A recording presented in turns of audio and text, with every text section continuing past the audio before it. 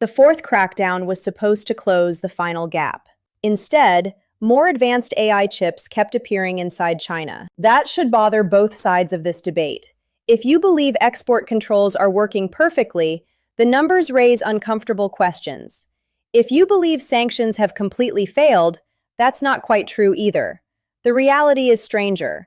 The legal market shrank, but a parallel one expanded.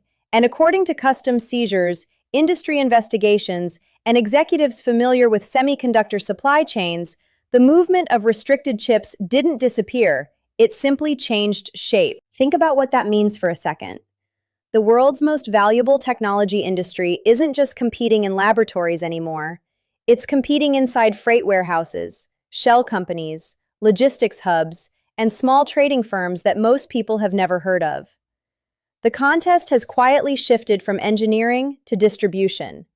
Whoever controls movement often matters just as much as whoever controls manufacturing. There's one statistic that rarely receives enough attention. Modern AI accelerators worth tens of thousands of dollars each are physically small enough to fit inside ordinary shipping boxes. Compared with heavy industrial machinery, they don't require massive cargo vessels or specialized transport. That's both their strength and their vulnerability. A warehouse can move millions of dollars worth of computing power in shipments that don't look extraordinary at first glance. That changes the entire enforcement problem. Washington's restrictions have become progressively tougher since 2022. The rules expanded beyond the highest-end processors, added licensing requirements, introduced country-specific controls, and even attempted to prevent companies from creating slightly weaker versions designed specifically for the Chinese market. Every revision tried to close another loophole. Yet every revision also encouraged the market to search for another route. It's a little like squeezing one end of a balloon. The pressure disappears exactly where you're pushing, but it reappears somewhere else. That isn't a joke about policy. It's how markets usually behave when demand remains extremely high. The important question isn't whether chip smuggling exists. It clearly does. Governments have announced seizures, criminal investigations, and prosecutions across multiple jurisdictions over the past few years. The question is why the network keeps surviving despite increasingly sophisticated enforcement. I think the answer has less to do with criminals becoming smarter and more to do with incentives becoming stronger. When one AI accelerator can sell for dramatically more inside a restricted market than outside it, an enormous financial gap appears. That price difference attracts brokers, intermediaries, freight companies willing to look the other way, and businesses created solely to exploit regulatory blind spots. Every new restriction increases the value of finding another path around it. This is where many discussions become too simplistic. One side says sanctions are collapsing. The other insists enforcement is steadily improving. Both observations contain pieces of the truth. Official exports have fallen in several categories. Enforcement actions have increased. Compliance departments at major technology companies have become much stricter than they were only a few years ago. At the same time, reports continue to surface about restricted processors arriving through distributors in Southeast Asia, the Middle East, and other intermediary markets before eventually reaching their final destination. The route became longer. It didn't necessarily disappear. That distinction matters because it changes how we think about technological competition. The next phase of this story isn't primarily about silicon. It's about networks, commercial, financial, and human. And once you understand how those networks evolved through 4 separate rounds of US restrictions, you'll see why this has become one of the most difficult enforcement challenges in modern technology policy.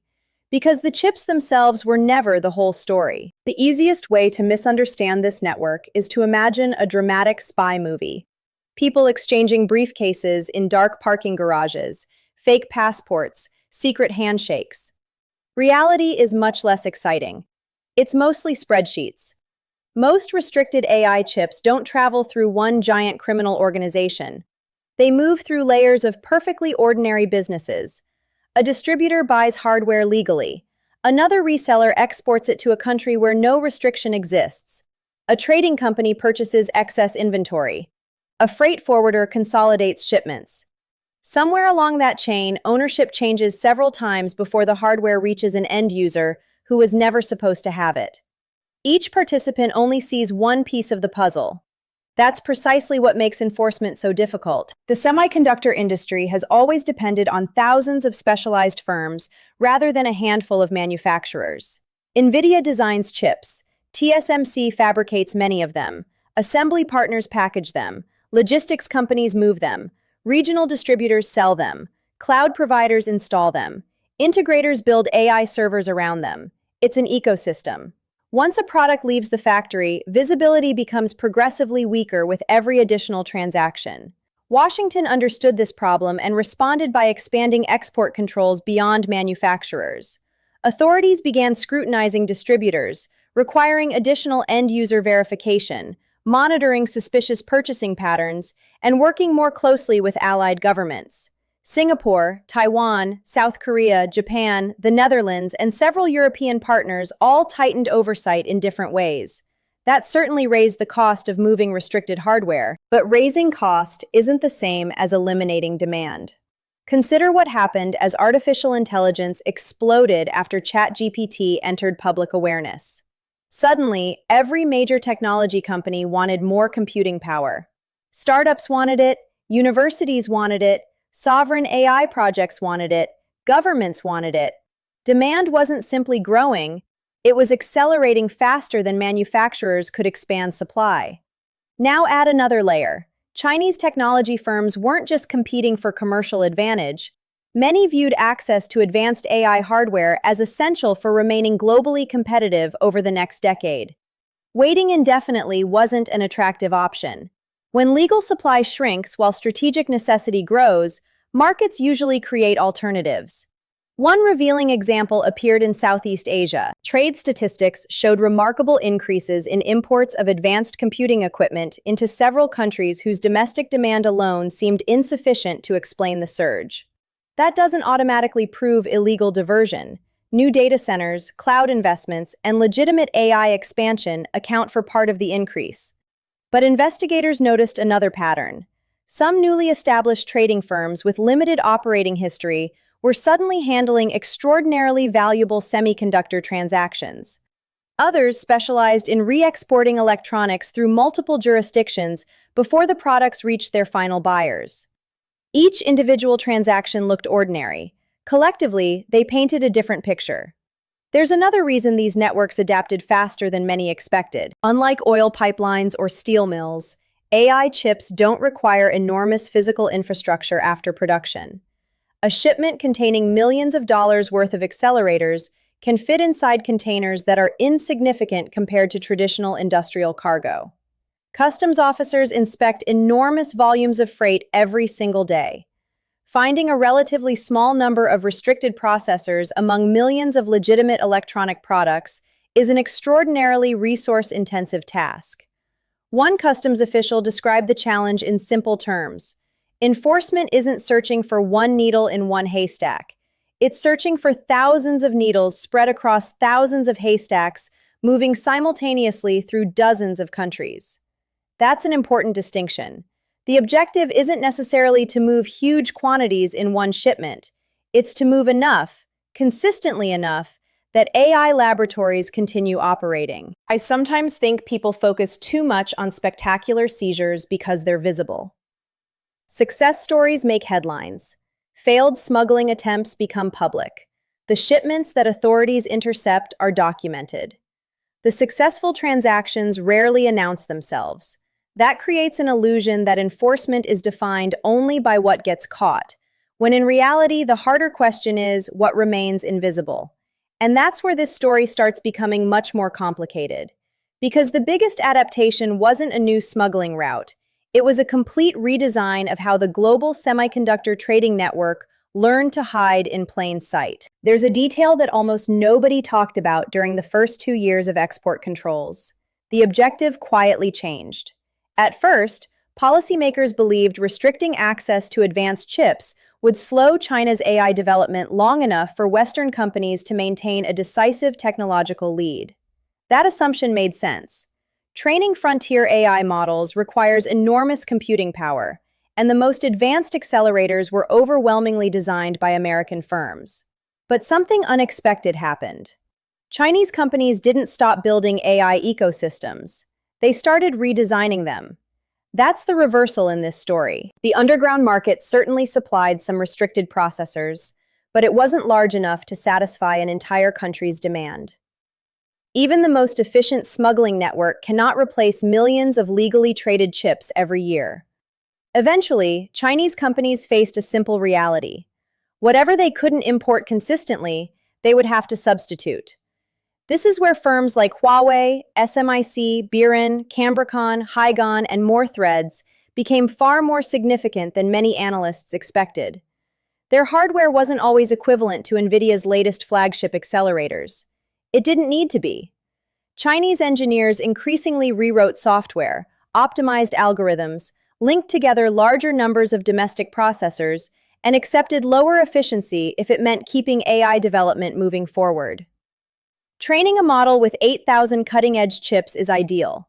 Training it with 15,000 less capable processors may be slower and more expensive, but it's still possible. That's an engineering problem rather than an impossible one. I think this is where both Washington and Beijing adjusted their expectations. Washington shifted from trying to freeze China's AI sector to slowing its progress and increasing development costs. That's a more realistic objective than expecting complete technological isolation. Meanwhile, Beijing increasingly emphasized resilience instead of immediate parity. The goal became reducing dependence, even if domestic alternatives initially lagged behind global leaders. Neither side achieved exactly what it originally wanted, and that's often how strategic competition evolves. Another interesting development appeared in cloud computing. Instead of purchasing physical chips, companies increasingly rented computing capacity wherever they could legally access it. Regulators responded by examining whether access to AI computing services should also face tighter restrictions, recognizing that limiting hardware alone might not prevent access to advanced computing power. The competition had expanded again. Not just chips, not just software, entire computing ecosystems. Here's something I find fascinating. Every crackdown solved one problem while exposing another. Restrict direct exports and indirect trading grows. Tighten distributor oversight and shell companies multiply. Increase customs inspections and supply chains become more fragmented. Discuss cloud restrictions and companies invest even faster in domestic infrastructure. Policy wasn't standing still, neither was the market. That doesn't mean export controls are pointless. Far from it. Most industry analysts agree they have raised costs, delayed certain projects, complicated procurement, and forced companies to devote enormous resources to finding alternative solutions. Those are meaningful effects. The gap appears when people confuse more difficult with impossible. Technology markets rarely operate in absolutes. If acquiring a restricted AI accelerator becomes twice as expensive, many commercial buyers will simply walk away. If access to that accelerator determines whether your company remains globally competitive over the next decade, paying twice the price may still be a rational decision. That's why demand never truly disappeared. It adapted. Which brings us to the biggest question of all. If 4 rounds of increasingly sophisticated restrictions produced a supply chain that became more decentralized, more creative, and in many ways harder to track, what happens when the 5th round eventually arrives? Because history suggests something important. Every new barrier has changed the route. None has ended the journey. If you've made it this far, you might think this story ends with one side winning. I don't think it does. The real outcome is much messier. 4 rounds of export controls have unquestionably reshaped the global semiconductor industry.